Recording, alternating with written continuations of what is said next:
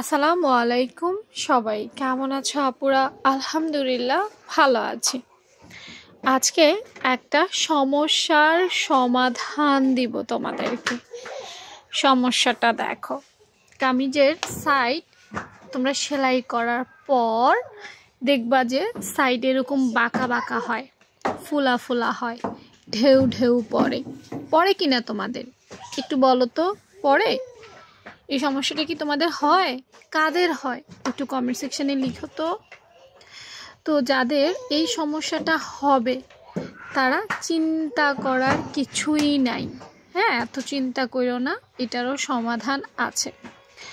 যখন দেখবা প্রথম সেলাইটা দেওয়ার পর তোমার এরকম ঢেউ ঢেউ বাঁকা বাঁকা আসবে, তখন তোমরা এই যে আমি দেখতে পাচ্ছ আমি মেশিনের পিছনে একটু হাত দিয়ে রাখছি, হাত দিয়ে রেখে একটু চেপে চেপে সেলাই করছি। ওই যে দেখো কাপড়টা বটে বটে যাচ্ছে, একটু নিখুঁতভাবে দেখার চেষ্টা করো।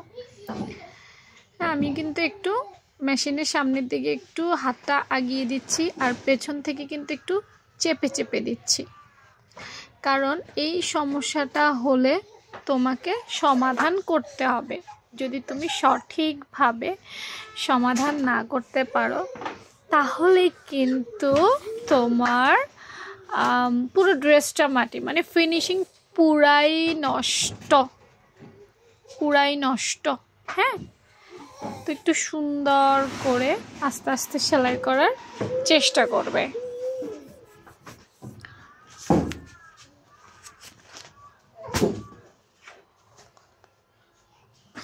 আমি পুরোটা সেলাই করে ফেলি। হ্যাঁ, আমার পুরোটা যখন সেলাই হয়ে যাবে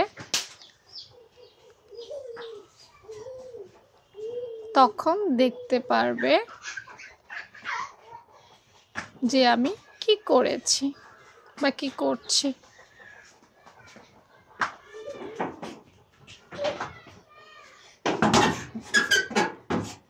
দেখো, দেখছো কি সুন্দর হয়েছে না? হয়েছে না বলো? এখন ঠিক হয়ে গেছে না? হ্যাঁ, এখন আয়রন করলে আরো ফিনিশিং হয়ে যাবে। আয়রন করতে হবে, ড্রেস আয়রন না করলে হবে না। হ্যাঁ, আয়রন করতে হবে, আয়রন করলে একদম ফিনিশিং লেভেল এসে যাবে। তো এই হচ্ছে আমার সাইড ফাড়ার সমস্যার সমাধান। যারা চেয়েছিলে এটার সমাধান দিয়ে দিলাম। হ্যাঁ, অনেকেই কিন্তু এটা সমস্যা লিখেছিলে। তো টাটা, বাই বাই।